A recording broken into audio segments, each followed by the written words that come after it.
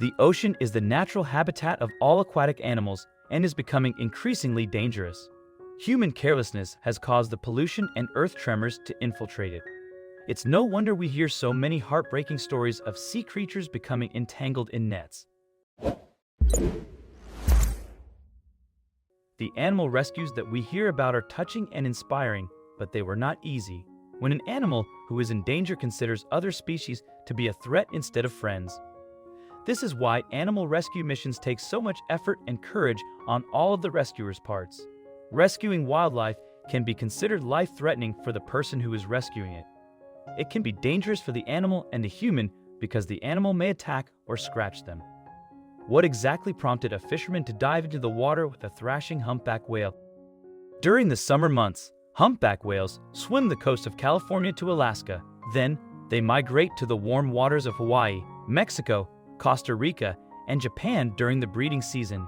These creatures could weigh up to 40 tons and can grow up to 50 feet long.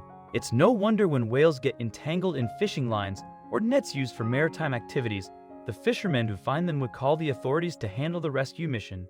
A swipe from a thrashing whale could easily overturn a fishing boat. However, when Nicholas Tarrant and Sam Sinstellian found a humpback whale tangled in the rope attached to a buoy, they couldn't just stay and watch.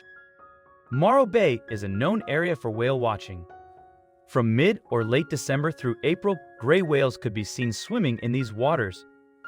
Humpback whales float along the coast from April or May through October or November, sometimes as late as December. Seeing the humpback swimming in these waters isn't unusual, but something caught the attention of some fishermen. Nicholas and Sam are commercial eel fishermen who were coming in from a day of fishing. They were in Morro Bay when they spotted a humpback whale struggling in the water. It was just swimming in counterclockwise circles. Nicholas, Sam's crewman who shot the infamous video, said that behavior could only mean one thing. Being fishermen, Nicholas and Sam are used to seeing similar sea creatures in their natural habitat. Immediately, they knew there was something unusual with this humpback whale. It was dragging a white buoy that was wrapped around its tail. The huge animal was splashing on the surface of the water, trying to get free from the rope it was trapped in. The animal continuously splashed on the surface of the water, trying to break free.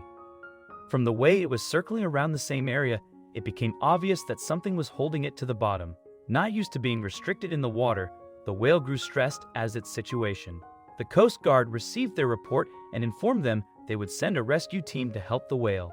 After informing the authorities of the situation, the two fishermen couldn't wait around any longer. They decided to help the animal by cutting the buoy from the rope. The task took them an hour and a half to accomplish. Still, the Coast Guard hadn't shown up. 2 hours passed and there was still no sign of the Coast Guard. Cutting the buoy did not help the whale escape as the rope remained tangled around its back. That one rope was still holding him down to the ocean floor, explained Nicholas, and the whole time he was swimming in very tight counterclockwise circles because all that rope was still attached to the bottom of the ocean.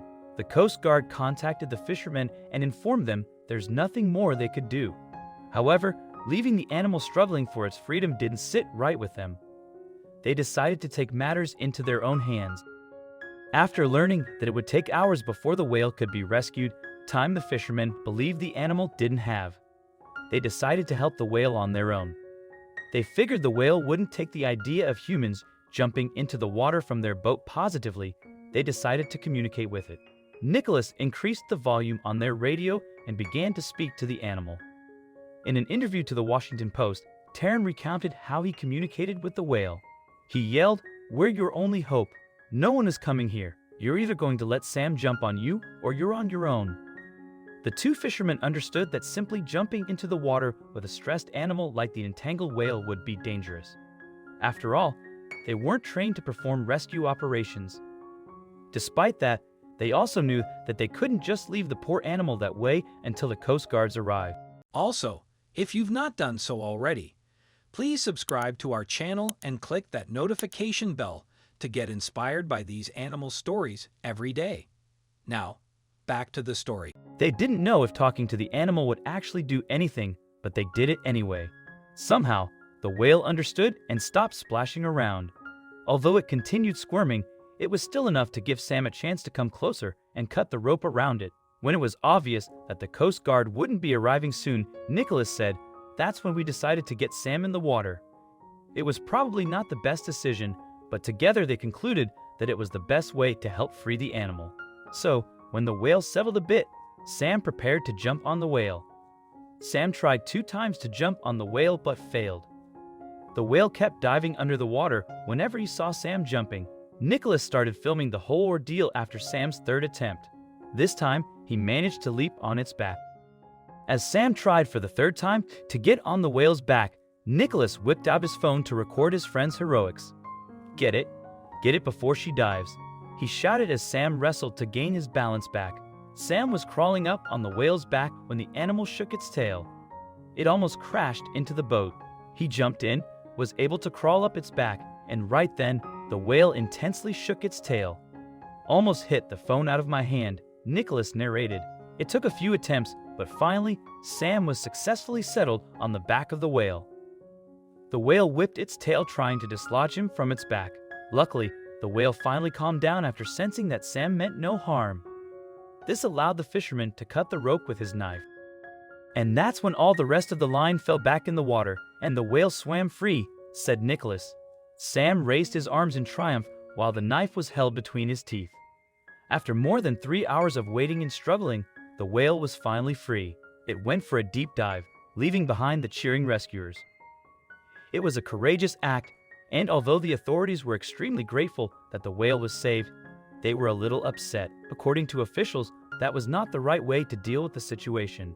Dealing with a massive animal is never safe or easy. Dealing with a massive animal that is stressed out and feeling threatened could be very dangerous. According to the National Oceanic and Atmospheric Administration's Pacific Fisheries, it could have turned out really bad for the fishermen.